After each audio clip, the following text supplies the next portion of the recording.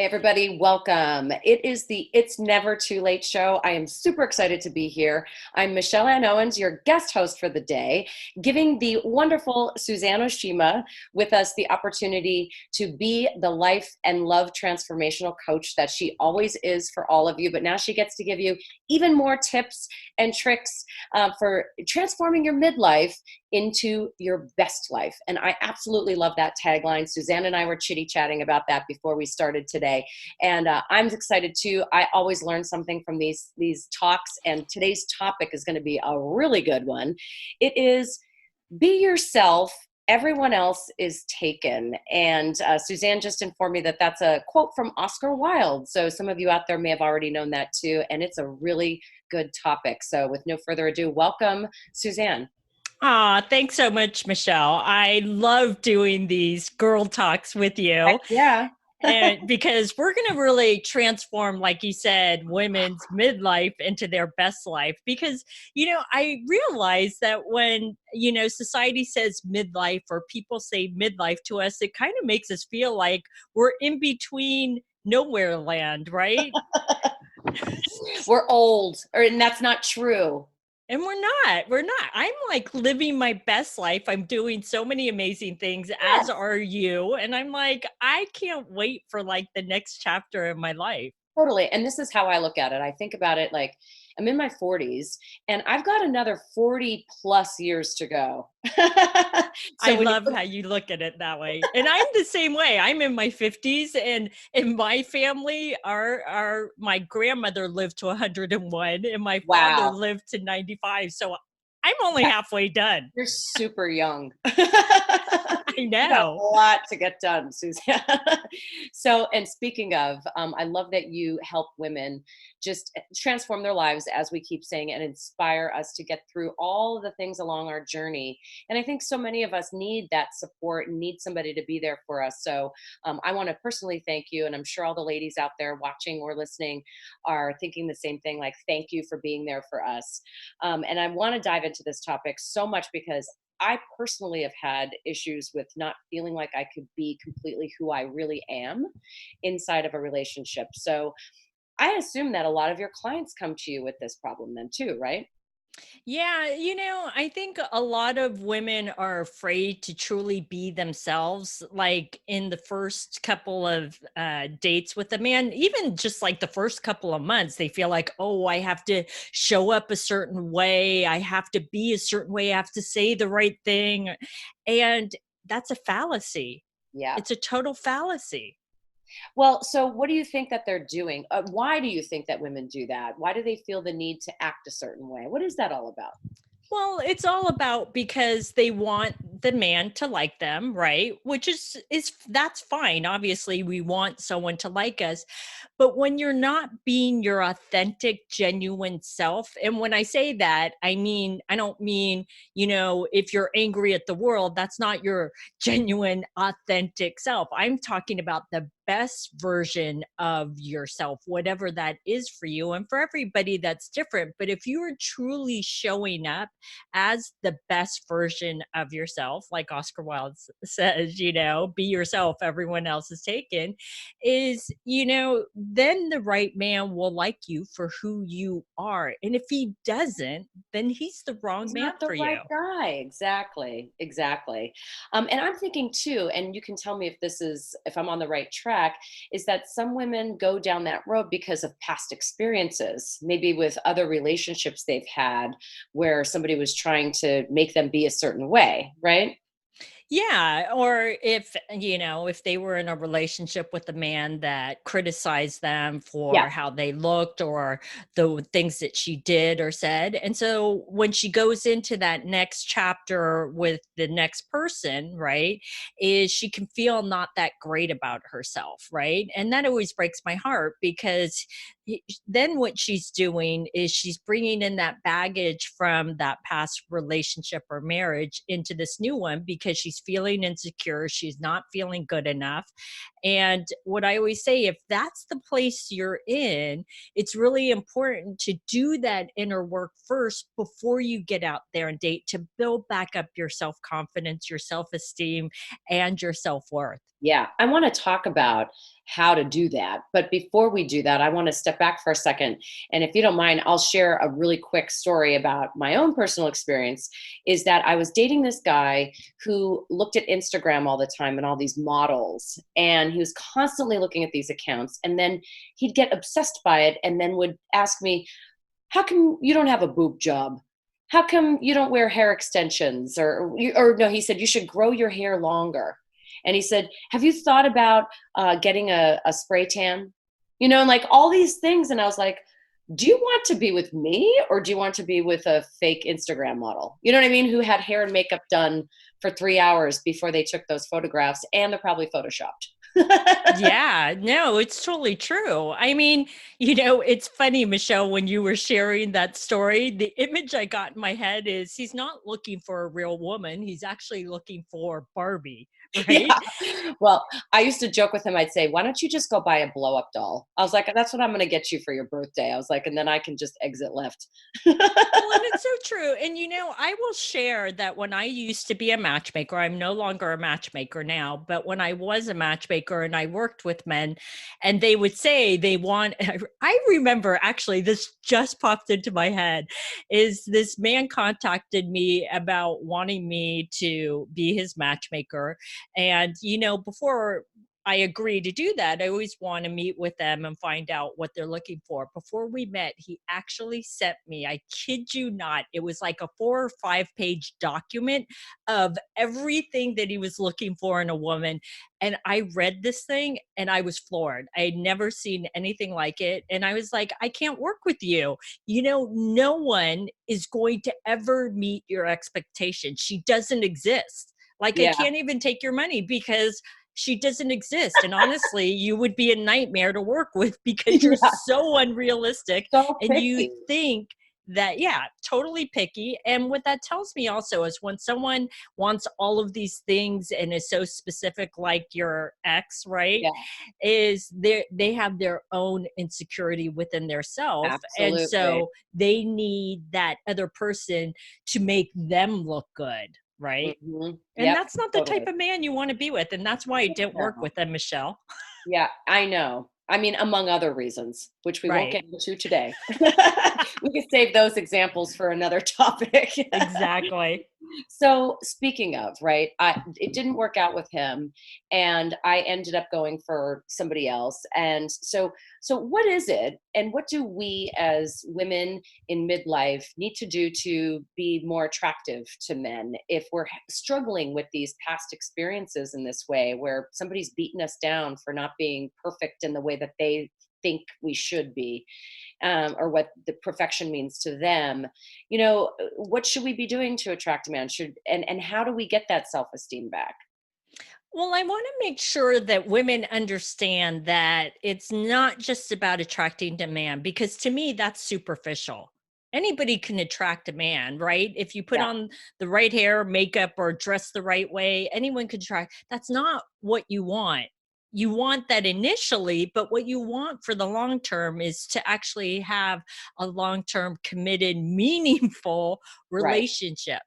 I Absolutely. mean, but that being said, I will share that how men are wired is they must be physically attracted to you, right? Mhm.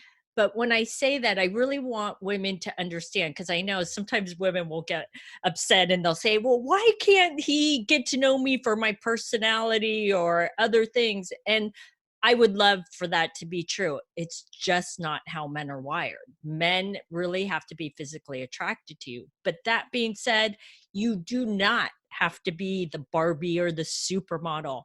Every man is attracted to something different. Some men like brunettes, some like blondes, some like curvier women, some like skinnier women, some men like Like women that glasses? wear glasses, some men.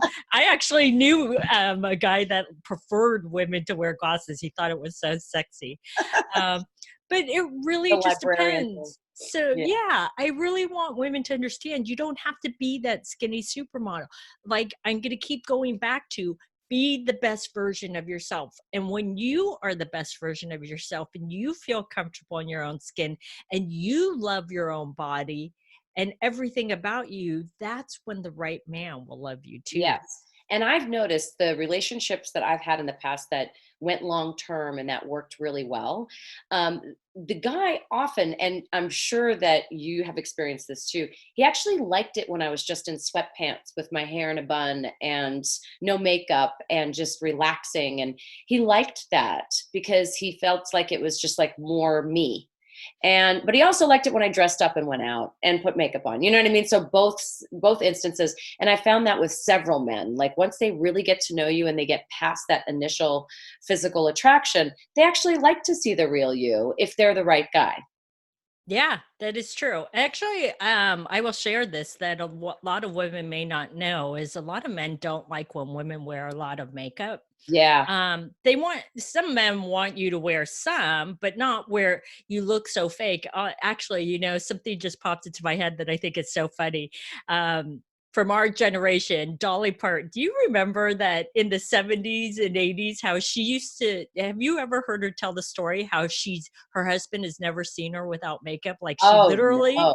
would go to bed with a full face of Oh makeup my and gosh. she would wake up and he would never see her because she felt so insecure about him seeing her like bare Wow. face. And I'm like, oh my God, first of all, that's horrible for your It skin. really is. But Yeah. number two, how exhausting. I mean, Yeah. yeah, I put makeup on for this video, but I don't do this every day. And if I had to do it every day and go to sleep with it, I'm like, Oh that's yeah, exhausting. no. I'm not doing that. Well, have you seen The Marvelous Mrs. Maisel on Mm-mm. Amazon? She does that. It takes place in the 50s, and in the beginning of the series, it's like the first episode, they show her waking up early and going into the bathroom and putting on all of her makeup and then pretending to go back to sleep, and she just wakes up looking marvelous. Yeah. And back in that day and time, that's what women did, and it was like that Dolly Parton thing too. And I also heard, you made me think of another story. I read somewhere that Eddie Murphy used to make one of his ex-wives like go to bed with her makeup on because he said that she didn't look good when she woke up in the morning without makeup on, and he wanted her to look good. Oh, don't tell me that. I love Eddie Murphy. Now I kind of that makes me go, Yeah, I don't know if it's true though, so it could be hearsay. But right. maybe I should have just said some actor. Forget about it. So we're talking about all of this stuff with, you know, don't feel the need to always look amazing. It's just not true to yourself. Like we don't always walk around having perfect makeup on. So what is it? What qualities do women need to have to like really keep a man sticking around, and to not just be focused on the outer, the physical? Yeah. So, it's funny because the first thing that I'm going to tell you is actually the number one thing that women are attracted to in men and that men are attracted to in women. It's a universal attractor and it's Okay. confidence. Um, Yes. and it's something that a lot of people need to work on. It's about being confident in who you are and what you have to offer a man. And if you're feeling insecure, right, or needy in a relationship when you're with the man, I will tell you that will not keep a man. It will actually detract the right man for you because men have told me that is the biggest turnoff is when a woman is insecure or when she turns needy in the relationship. Like Yeah. sometimes what I've seen happen in a relationship is the woman will be really confident in the early stages. And then at a certain point where she feels a shift in the relationship, and then she starts to feel a little insecure and then she becomes needy. And I will tell Yeah. you, that will detract the right man and it will make him pull away. Yep, yep. And I've been there. I'm usually very, very confident until I start getting that connection, the heart connection. Once I start actually falling in love with somebody, that's when I start to feel a little wonky and a little vulnerable. And I start, feeling, not all the time, but when I'm really into somebody, I'll start thinking, oh, is he looking at that other woman? Oh, you know what I mean? And I wonder what's going on. And it probably comes off as insecurity, and that's definitely a turn off. I mean, because I didn't like it when a man did that to me. When he was like, "Where are you? What are you doing? Who are you talking to?" Like that whole thing. Yeah. Well, Let me see your phone. oh God, you can't do that. Once that starts to happen, the relationship's doomed because then there's no trust. But I don't know if you know this, Michelle, but a big part of what's coming up for you is because once you have that heart and emotional connection, and like you said, you start to feel vulnerable, Mhm. and then you start to go, oh my God, I could get my heart broken, right? And I'm sure what you may not be thinking about, but what could be underlying in the under the surface is that, oh, in my last relationship or marriage, when I opened my heart and became vulnerable, he broke my heart. He did Yeah. this or that. And now this could be, he could do this again. So that scares us, right? Yeah. Yeah, absolutely. But then I feel like, okay, the whole topic of today's episode is be yourself. But I feel like if you're pretending to not be bothered by certain things, or you're pretending to not be vulnerable, that's not truly being yourself either. So how do you find that balance? That's that's a really great point, because that's so true, because if that's coming up for you, right, you can't just like, if you try it, what I find is if you try to push it away or push it It gets down, worse. It gets worse. yeah, it's like that beach ball in a pool. If you're trying to push it Yeah, under the water, it's like, "Ugh," and then it pops up and then it explodes, right? But exactly. that can be really hard. And so yeah, you're not being yourself, but what needs to happen is, if that's coming up for you, you start to feel insecure and you're feeling like I can't trust him, Mhm. is then it's important to do that inner work. Not just ignore it, not just try to push it away, is say, hey, why am I feeling that way? And I will share with you, most of the time, like I said, it's from past Yep. relationships. We don't know to just act that way. It's from past experiences where we Yep. got hurt before Yep. or something happened, right? Yeah. It's just like when we were little kids and you touch we don't know not to touch the hot stove until we touch the hot stove and then it burns Right. our hand and we're Right. like, oh, I should have done that. Then you know, right? Yeah. Yeah. And so it's the same thing. And so if that insecurity is coming up for you, is to go deeper and say, why am I feeling that way? Oh, I know, and I'm not saying this is for you, but is for someone else, it could be, oh, no wonder my ex-husband cheated on me Mm. when I did this. And, so I need to work on, my trust issues and what he did and what signs did I miss and what part I played in that. And Yeah. so there's a whole thing that comes up, but also what a lot of people don't realize is that it can also be related to your when you were growing up and something that could have happened with your parents, or where you felt abandoned or Yeah. rejected, and Like, that can come up and people don't realize that. They think, oh, I'm in of a certain age and that my childhood doesn't come up. No, yes it does. Abandonment issues from your childhood can totally come up yeah. into current Yeah. relationships. And I mean, there's so much work to be done. I mean, I'm sure all the women out there listening know that you become more self-aware when you hit to midlife years. You know what you need to work on, you know what your patterns are. And so it's a lot easier, I think, to pivot and to shift your attitude. But I know for me there are certain hot buttons, and when they come up, it's difficult for me to not, express them. So it can be challenging to perfectly be yourself all the time, because I'm always trying to be like strong woman. I've got this under control. I've got this. I've got this. But that's not always the case inside, you know. And are there any times that it is okay to show your vulnerability to a man, and that he'll love it and think that it's cute and attractive? So it's so interesting, Michelle, what you just shared is, how you said, well, I'm that strong, independent woman, and, I've got this handled is, but on the inside, you're feeling a little bit insecure, right? And so Hmm. that's that facade, right? Right. And, and strong, independent woman, and I'm one too, by the Yeah. way, so I totally get Yeah. it, is while we're great at handling things, the truth is that, you know what? We don't want to handle everything all the time. Sometimes we want Exactly. that man that comes in, takes the lead, and takes care of things so we can kind of go, ah, I feel protected. I feel taken care of. Not that you're helpless. But here's the thing, Michelle, a man can't do that for you if you don't allow him to do that for you. So if Oh you keep yeah. showing up as the strong, independent woman that I've got this handled, it doesn't leave room for him in the relationship to step in and take that lead and do the things for you, because then that's where I say, Michelle, you're not truly being yourself, because I know deep down inside you want to be vulnerable, but there's a part of you that's afraid to be vulnerable, to get your heart broken. Yeah, exactly, exactly. And then in those instances, I found too, it's like when in the past I've expressed, "Hey, I'm feeling some kind of way here. I'm feeling some kind of way." If it's done in a certain with a certain approach that doesn't attack the guy, then I think he, generally is like, "Oh, okay," like had no idea.